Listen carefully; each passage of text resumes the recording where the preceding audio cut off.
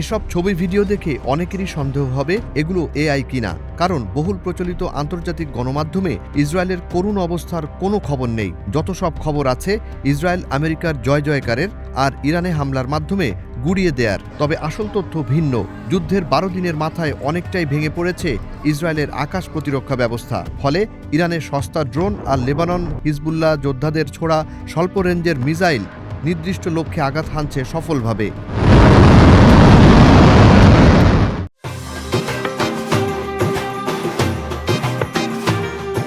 Israel আক্রান্ত এবং ধ্বংসযজ্ঞের ছবি ভিডিও প্রকাশ নিয়ন্ত্রণ করা হচ্ছে কঠিনভাবে। এরপরও সিসি ক্যামেরা বা যানবাহনের অটো ক্যামেরায় তোলা ছবি ভিডিওতে যা দেখা যাচ্ছে তা রীতিমতো ধারণার বাইরে। সবশেষ মার্কিন ইসরায়েলের পক্ষে ঘোষণা দেওয়া হয়েছিল 10 মার্চ মঙ্গলবার দিনগত রাত্রি ইরানের জন্য কঠিন করার। তবে বাস্তবে ঘটে উল্টো ঘটনা। 10 মার্চ মঙ্গলবার রাতে ইরানি মিসাইলের বিভীষিকা নেমে আসে ইসরায়েলের রাজধানী তেল আবিব এবং অন্যান্য শহরে। তবে নিষেধাজ্ঞার কারণে ইসরায়েল আক্রান্তের খবর পুরোপুরি ব্ল্যাকআউট আন্তর্জাতিক গণমাধ্যমে। দিন দিন দুর্বল হয়ে যাচ্ছে ইসরায়েলের এয়ার ডিফেন্স সিস্টেম। ফলে কম মিসাইলে বেশি ধ্বংসযজ্ঞে পরিণত হয় ফিলিস্তিনের দখলদার।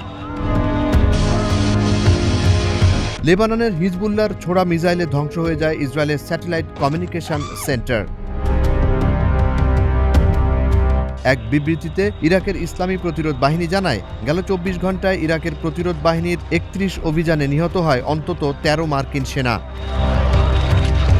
কুয়েতে ইরানের ড্রোন হামলা থেকে বেঁচে যাওয়া মার্কিন সেনাবাহিনীর সার্জেন্ট কোরি হিক্স এক ভিডিও বার্তায় জানান, ওই হামলায় নিহত হন মার্কিন সেনাবাহিনীর 6 সদস্য। ইরানের বিপ্লবী বাহিনী এবং সেনাবাহিনীর তথ্যে জানা যায়, এ পর্যন্ত ধ্বংস করা হয়েছে ইসরায়েল যুক্তরাষ্ট্রের 102টি ড্রোন। ড্রোনগুলো ছিল হেরন টিপি, হারমেস 450 এবং হারমেস 900 এবং অরবিটার ক্যাটাগরির। বিখ্যাত আন্তর্জাতিক গণমাধ্যম দ্য নিউ ইয়র্ক টাইমস জানায়, ইরানের সাথে যুদ্ধে এ পর্যন্ত ক্ষতিগ্রস্ত হয়েছে 17টি মার্কিন ঘাঁটি।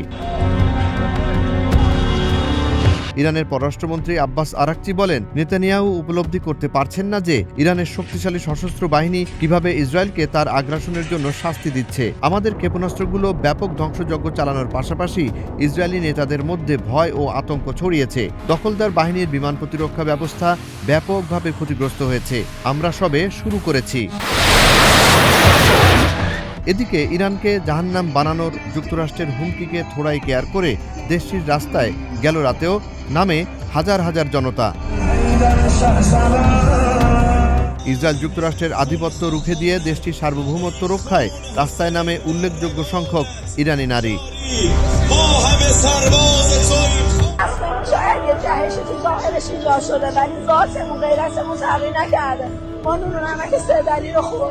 نون و نمک این خاک خورد، ما نون و نمک یهود نخورد. ما خاک نمیدیم، جان میدیم، سر میدیم. ما انتقام خونه آقامون رو میخوایم، ما جنگ میخوایم، ما سازش نمیخوایم، ما ذلت نمیخوایم. لباس شهادت. ببین من تا لحظه ای که زردک عقده‌ای کثافت ترور نشه هستم. حالا یه روز، 2 روز، یه هفته، 40 روز، 1 سال قطعا ما فروغ میشیم.